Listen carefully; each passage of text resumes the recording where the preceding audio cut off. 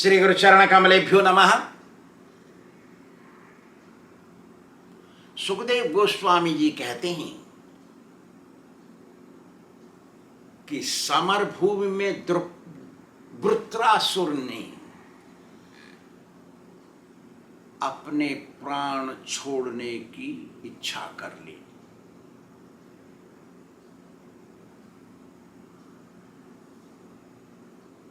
उसने निर्णय लिया कि स्वर्ग जाने की अपेक्षा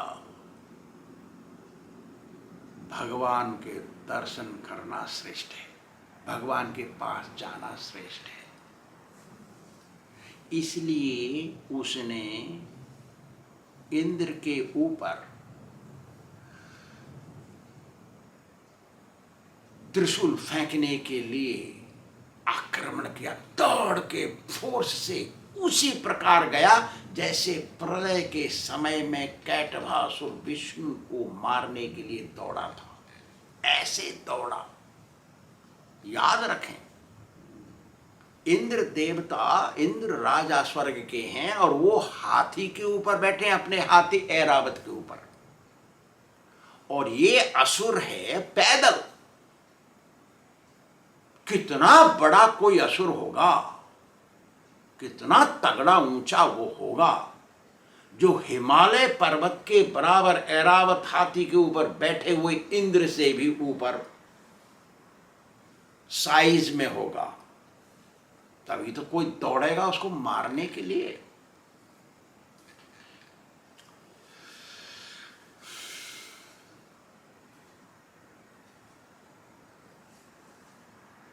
फिर जब दौड़ा वो, उसने घुमाया अपने त्रिशूल को, फेंक दिया जोर से इंद्र के चेहरे को, गले को काटने के लिए। याद रखें, इंद्र जो अपने ऐरावत, हिमालय पर्वत के बराबर ऊंचे ऐरावत पर बैठा है, उसको ऊपर बैठा है ना, जब तक वो वृत्रासुर इतना ऊंचा नहीं होगा तो उसके सिर को काटने के लिए त्रिशूल कैसे फेंक देगा। तो उसके बराबर था, कितना बड़ा था वो राक्षस। देखिए, उस त्रिशूल को आता देख करके इंद्र देवता ने अपना वज्र, उसमें 100 गांठें थी वज्र में, वो वज्र दधीची की हड्डियों से बना हुआ था, उसमें 100 गांठें थी, इतनी बड़ी बड़ी ऊंची गांठें उसमें। उसको चलाया उसने और काट दिया त्रिशूल को, जो फोर्स से आ रहा था उसको मारने के लिए, उसको काट दिया, टुकड़े हो गए उसके, गिर पड़ा नीचे। और फिर उसने, इंद्र ने उसके सीधे हाथ को काटा कंधे से, क्योंकि सीधे हाथ से फेंका उसने, तो उसने हाथ को काट दिया, तो ये हाथ ही कट गया। किसका? वृत्रासुर का। वृत्रासुर का हाथ कटा, नीचे गिरा। वो कैसा था वो हाथ? सुखदेव गोस्वामी जी बता रहे हैं, वो हाथ इतना ताकतवर था, गोल गोल हाथ, इतना बड़ा, इतना तगड़ा, इतना शक्तिशाली, इतना लंबा था कि बासुकी के बराबर था। बासुकी है सर्पों के राजा, बासुकी राजा हैं, वो सर्पों के राजा, नागलोक में रहते हैं। इतना तगड़ा शक्तिशाली हाथ था उसका। देखिए, जब वृत्रासुर ने देखा उसका हाथ कट गया और उसका वेपन कट गया, त्रिशूल कट गया, उसको बड़ा क्रोध आया। तो उसने एक लोहे की गदा चलाई ऐरावत और इंद्र को मारने के लिए। लोहे की गदा, जिससे टक्कर खा करके इंद्र के हाथ से वज्र छूट गया और ऐरावत तिलमिला गया, छूट गया तो नीचे गिरा वो ऐरावत के पास। इसे देख करके देवता लोग अचरज में फंस गए, तेरे इतना ताकतवर है, ये तो बाएं हाथ से चलाया इसने, सीधा हाथ तो कट गया, बाएं हाथ से चला गया, ऐसा कर दिया इसने। उधर दानव लोग वो भी अचरज, उधर गंधर्व लोग सभी प्रशंसा कर रहे हैं, इतना ताकतवर है ये राक्षस, वाह वाह करने लग गए सब। फिर तुरंत याद आ रहे थे तो राक्षस है, हमको मारेगा ये। तो वो डर गए, सारे के सारे दुखी हो गए, हाय रे अब क्या होगा आगे, ऐसा बहुत चिंतित हुए सब। वज्र इंद्र का यद्यपि पास में गिरा था, इंद्र तो लज्जित हो गया था, गिर गया, हाथ से छूट गया, इतना ताकत से मारा उसने उसको, लोहे की गदा को, तो वो उठा नहीं सकता, उठाना नहीं चाहता था इंद्र, क्योंकि लज्जित हो गया वो। अरे तेरे के, मैं तो यार सोच रहा था ये वज्र बहुत ताकतवर है, मार दूंगा इस राक्षस को, फलाना हो जाएगा, ढिमाका हो जाएगा, मैं इतना ताकतवर हूँ। सोच सारी दुनिया सोचती, कोई नहीं सोचता मैं कमज़ोर हूँ। यही तो तकलीफ है, लोग सोचते हैं हमको सब कुछ जानते हैं। गुरुजी कुछ नहीं जानते, चेला यही सोचता है। गुरुजी बूढ़े हो गए, उनका दिमाग फेल हो गया, मैं ही सब कुछ जानता हूँ, गुरुजी से ज़्यादा जानता हूँ मैं। आप चुप बैठो। यही संसार है। तो इंद्र को कहता है वृत्रासुर, अरे इंद्र नीचे उतरो और अपनी वज्र को संभालो और उसको मेरे को मार दो, पकड़ के वज्र को मेरे पर चलाओ, मुझे मार दो, कह रहा है वृत्रासुर। तब इंद्र ने उस वज्र को उठाया। वृत्रासुर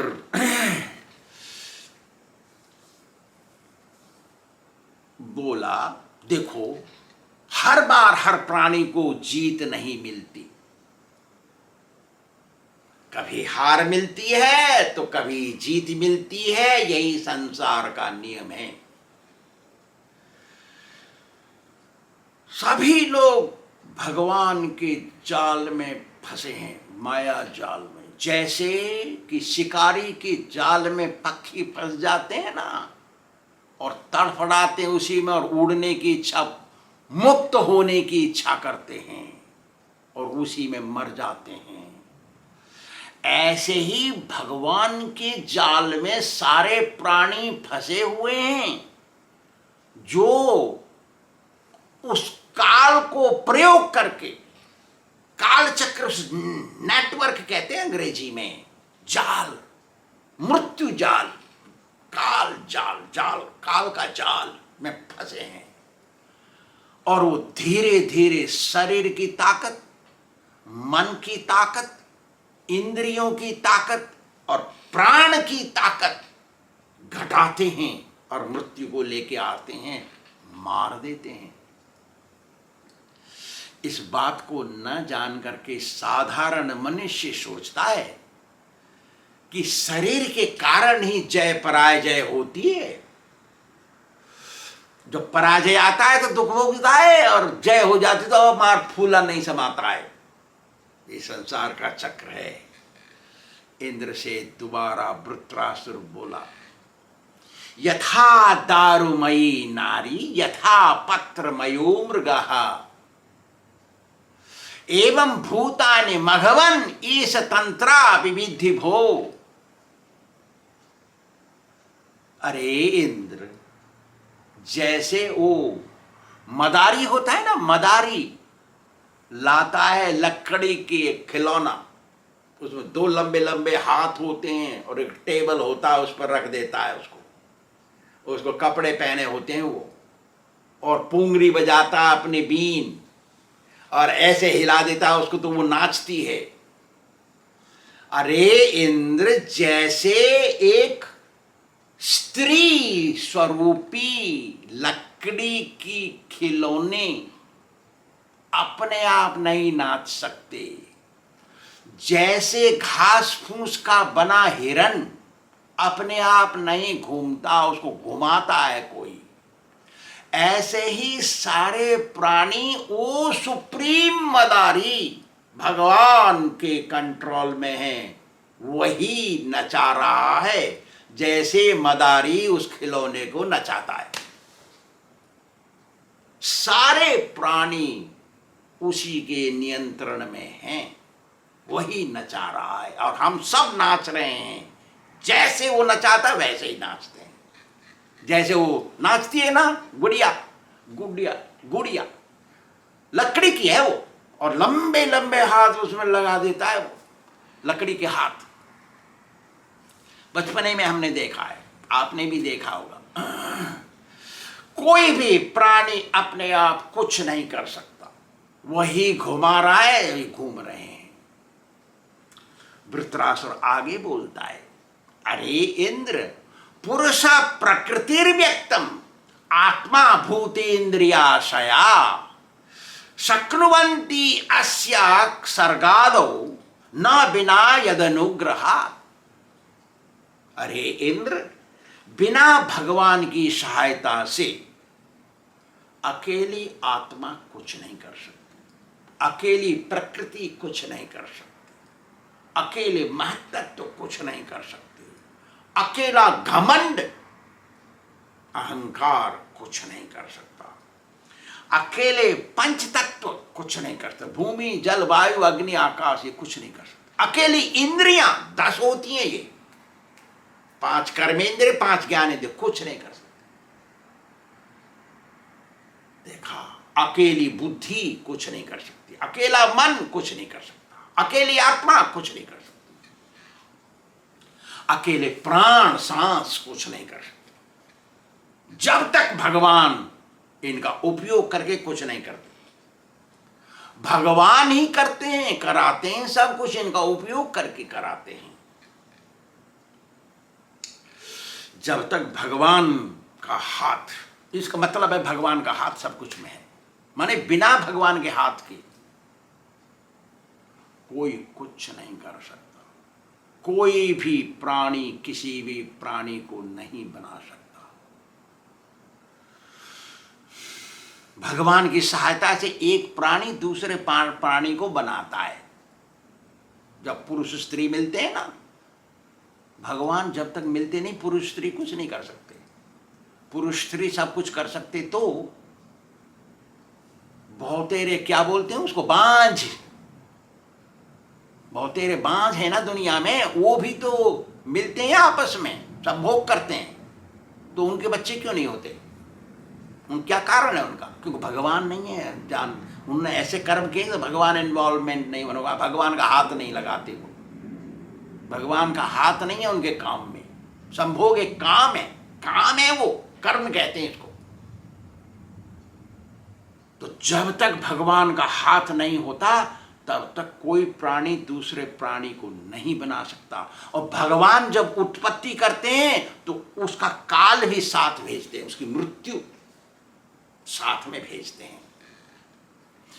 जब जिसका काल आ जाता है तभी उसकी मृत्यु होती है, कोई प्राणी आकर उसको खा जाता है। बिना काल आए कोई प्राणी किसी को नहीं खा सकता, सबका काल लिखा हुआ है। जैसे एक उदाहरण बताता हूं, एक आदमी का काल नहीं आया अभी और वो मरना चाहता है, उससे कोई गलती हो गई और मुंह नहीं दिखाना चाहता है समाज को, तो चढ़ गया 5वीं 10वीं मंजिल के ऊपर छत पे और नीचे कूदने के लिए सड़क पे, मैं तो प्राण दे दूंगा, लेकिन उसका नहीं लिखा है अभी। लेकिन एक डलिया भर के वो फल वाला आ रहा था, नीचे से गुजरा, वो उसकी मृत्यु आ गई। वो नहीं चाहता था मैं मर जाऊं, मेरे बच्चे, मेरी लड़की अभी बड़ी हो रही है, उसके ब्याह करना है, लेकिन उसका तो मृत्यु लिख दिया भगवान ने। तो वो जब कूदा ऊपर से, वो कूदा डलिया के ऊपर, फल की डलिया के ऊपर कूदा। वो फल की डलिया थी फल वाले के सिर के ऊपर, तो जो फल वाला तो मर गया लेकिन वो जिंदा बच गया। और हल्ला और हो गया, रेल बच गई, अरे तेरी के ये तो ऐसा कर रहा था और उसको मार दिया, वो मर गया, लहर पुलिस बुलाओ, फलाना करो, केस चलाओ। देखा तमाशा। भगवान का हाथ सब कुछ में है, तभी परिणाम दिखाई देता है। ये दुख सुख का जो अनुभव होता है हम सबको, वो भी भगवान की इच्छा से ही है। ये दुख सुख क्या है न, दुख सुख है एक रथ के पहिए की तरह घूमता है। दुख के बाद सुख, सुख के बाद दुख, दुख के बाद सुख, सुख के बाद दुख, ऐसा चलता है हरी बोल पार्टी। और वो अपने आप आते रहते हैं प्राणी के पास। सब कुछ भगवान की इच्छा से होता है। शास्त्र कहता, क्या कहता है, काल कर्म च प्रकृति च, काल कर्म च प्रकृति ही स्वभावो जीव एव च, यदनुग्रहतः संति न संति यदुपेक्षया। ये तो शास्त्र का मत है। क्या कहता है, काल माने मृत्यु का समय, कर्म जो कर्म सब कोई करता है, स्वभाव सबका जो स्वभाव है, ये प्रकृति भौतिक प्रकृति है, ये सब, और आत्मा, ये सब बिना भगवान के हाथ के कुछ नहीं कर सकते। भगवान का इन्वॉल्वमेंट आवश्यक है। कुछ भी उत्पन्न कोई नहीं कर सकता जबकि भगवान की इच्छा नहीं है तब तक। और उन्हीं की इच्छा से सब कार्यरत हैं, उत्पन्न कर रहे हैं। सब कोई उत्पन्न कर रहा है, स्त्री पुरुष मिल रहे हैं, बच्चे बना रहे हैं, खेत उग रहा है, काम कर रहे हैं, रिजल्ट आ रहा है, सब कुछ उन्हीं की कारण है। सब कार्यरत हैं। जो भगवान को नहीं मानते हैं और सोचते हैं कि प्रकृति की देन है, सब प्रकृति कर रही है, सारा परिणाम प्रकृति के कारण हो रहा है, ये आदमी नरक का रास्ता नाप रहे हैं। जो सोचते हैं सब कुछ अपने आप हो रहा है, उसको नास्तिक कहते हैं। वो भी नरक का रास्ता नाप रहा है। ऐसे आदमी की हीन गति जरूर होगी, क्योंकि भगवान है सब कुछ, सबके कर्ता, कर्ता च प्रभुरेव च, वही करते हैं सब कुछ। सबका नियंत्रण भगवान के हाथ में है और यही सत्य है। ये यदि सत्य नहीं होता तो जब स्त्री पुरुष आपस में संभोग करते हैं तो पुरुष तो सोचता है मैं स्त्री से सुख ले रहा हूं, और स्त्री सोचती है मैं पुरुष से सुख ले रही हूं। तो असली में कौन सुख ले रहा है किससे? कोई तीसरा है ना। अरे स्त्री तो सोच रही है मैं पुरुष को भोग रही हूं, और पुरुष सोच रहा है मैं स्त्री को भोग रहा हूं। तो कौन किसको भोग रहा है रे? अरे तीसरा कोई भोग रहा है ना दोनों में, इसके बीच में। वो है भगवान, परमात्मा, ईश्वर, कुछ भी कह लो उसको, वो भोग रहा है, उसका हाथ है उसमें। वृत्रासुर आगे कहता है,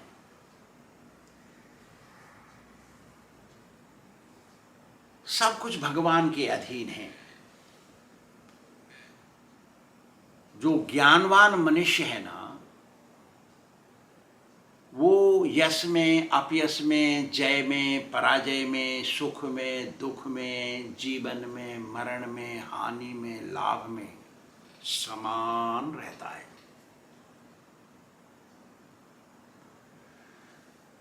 जब परिणाम आ जाता है उसके काम कार्य का, कर्म का, और उसमें उसकी जीत है तो वो इतना हर्षित नहीं होता। जब वो फेल हो जाता है, पराजय हो जाती है, तो उसको कष्ट दुख नहीं होता, चिंता नहीं कर सताती उसको।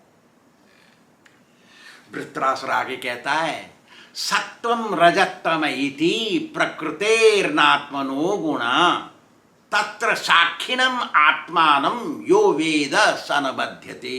अरे इंद्र, जो मनुष्य जानता है कि सतोगुण, रजोगुण, तमोगुण, ये तीनों गुण तो प्रकृति के हैं, आत्मा के नहीं है। और आत्मा तो केवल इसका साक्षी है।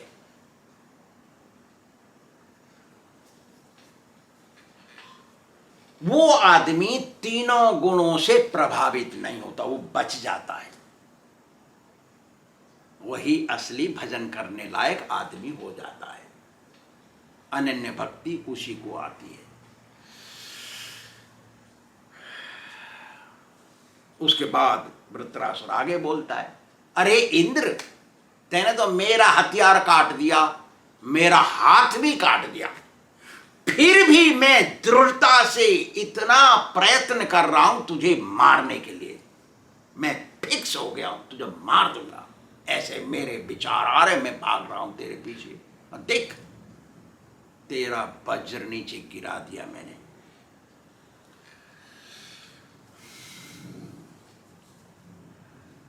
देख इंद्र, ये जो रणरंग युद्ध है, एक क्या बोलते हैं, जुआ, चौसर का जुआ है। जो क्या बोलते हैं वो, युधिष्ठिर महाराज और शकुनी ने खेला है ना, ऐसा चौसर का जुआ। इसमें हमारे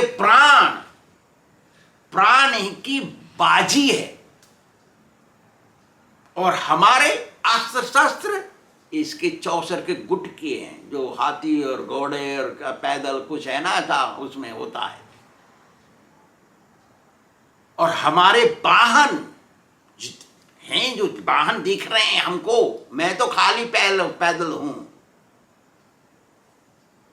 ये सब चौसर के टेबल है। वो चौसर का होता है ना कपड़ा जिसको बिछाते हैं, या चौसर का टेबल होता है वो। और जब हम चौसर खेलने, जुआ खेलने आते हैं, उससे पहले हमको पता ही नहीं कौन की जीत होगी, कौन हारेगा इसमें। अरे इंद्र,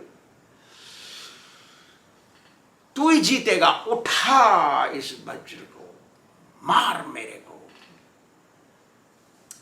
सुखदेव गोस्वामी जी कहते हैं, इंद्र ने वज्र को उठाया मारने के लिए, लेकिन वृत्रासुर का आदर सम्मान किया इंद्र ने। सोचा कि देखो, इतने कष्ट में है ये, फिर भी ये भक्ति को नहीं छोड़ रहा है, भगवान के ध्यान को, भगवान के बारे में इतना शास्त्र बोलता है, ये भगवान का भजन नहीं छोड़ता है, इतने कष्ट में। इसका एक हाथ कट गया, इसके शस्त्र कट गए। अरे हाथ तो कटा कंधे से, यहां से थोड़ी कटा, पहुंचा नहीं कटा, उसका हाथ कटा। और उसको पता है मैं मार दूंगा उसको, मेरे हाथ में जो वज्र है, इसको मालूम है वज्र मेरे हाथ में जो है उसको मारेगा। इतना सामना कष्ट का करते हुए भी ये भक्ति मार्ग को नहीं छोड़ रहा है। आजकल देखो, थोड़ी सी तकलीफ हो जाए, अरे तेरे भगवान के पास आए तकलीफ निकालने के लिए, और तकलीफ हो गई हमको, भगवान कुछ नहीं है, और नास्तिक बन जाते हैं मनुष्य। और राक्षस है, भक्ति को नहीं छोड़ रहा है, मतलब राक्षस मनुष्य से अच्छा है, ऐसा कैसे हो जाएगा? अरे मत छोड़ो भक्ति को, पकड़ो, पकड़े रहो।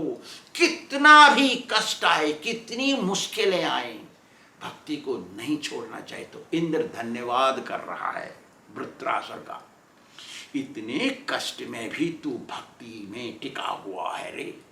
दूसरा आदमी तो डगमगा जाएगा, तू स्थिर है भक्ति में,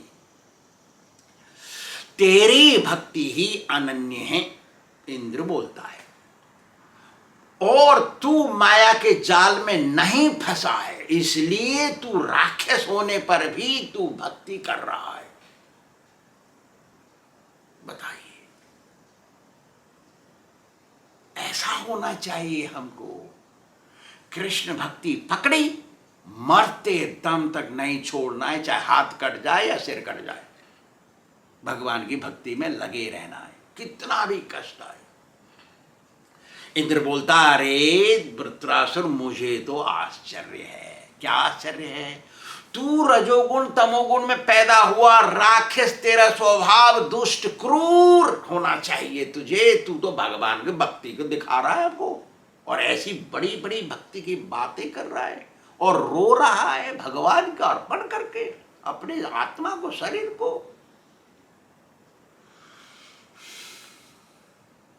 हद हो गए। रजोगुण तमोगुणी, तू शुद्ध सत्व में कैसे पहुंच गया? हमसे आगे बढ़ गया तू भक्ति में। तेरी बुद्धि दृढ़ता से भक्ति में लगी हुई है, यही मेरा आश्चर्य है। तू हमसे भी आगे है भक्ति में। इंद्र कहता है, अरे असुर, ये बात सत्य है। क्या सत्य है? नयस्य भक्तिर भगवती हरो निःश्रेयसेश्वरे विक्रीडितो अमृताम्बोधौ किम क्षुद्रे खातकोदके। अरे असुर, बात तो सत्य है। क्या सत्य है? न जिसने अमृत के समुद्र में गोता लगा रखा है, जो लगा रहा है, उसको थोड़े थोड़े पानी के गड्ढों में से कोई मतलब नहीं, उसकी तरफ देखता भी नहीं। अरे अमृत समुद्र में, मीठे जल के समुद्र में आ गए, बड़े बड़े लेक के पास, तो छोटे से गड्ढे के पानी को कौन देखेगा? उसमें तो बैक्टीरिया है। ऐसे ही अरे वृत्रासुर, तू अमृत समुद्र में गोता लगा रहा है, इसलिए तुझे ये जो भौतिक सुख है, गड्ढे रूपी जल, गड्ढे में जल, भौतिक सुख, ये गड्ढा एक एक, उसमें कोई इंटरेस्ट नहीं तेरे को। अरे थोड़े बड़े गड्ढे में, पोखर में जल है, उसमें भी इंटरेस्ट नहीं, मतलब स्वर्ग के सुख में भी तुझे इंटरेस्ट नहीं है, कोई इच्छा नहीं। तू तो भगवान की रस समुद्र, अमृत समुद्र में गोता लगा रहा है। तेरे सौभाग्य की क्या गिनती है रे? तुझे स्वर्ग क्यों चाहिए? तुझे तो ये दुनियादारी का सुख क्यों चाहिए? तुझे तो भगवान चाहिए, ऐसा लगन लगा रखा है तेने। तू माया जाल में नहीं फंसा है रे, तेरे सौभाग्य का ठिकाना नहीं। तू जाएगा भगवान के पास, वहीं रहेगा। अरे वो राक्षस ऐसी भक्ति कर सकता है तो हम क्यों नहीं करें? हम तो मनुष्य हैं। इसलिए कृष्ण भक्ति ही करते रहना चाहिए, तब अभी हमको मोक्ष मिलेगा। श्री राधा गोविंद भगवान की जय।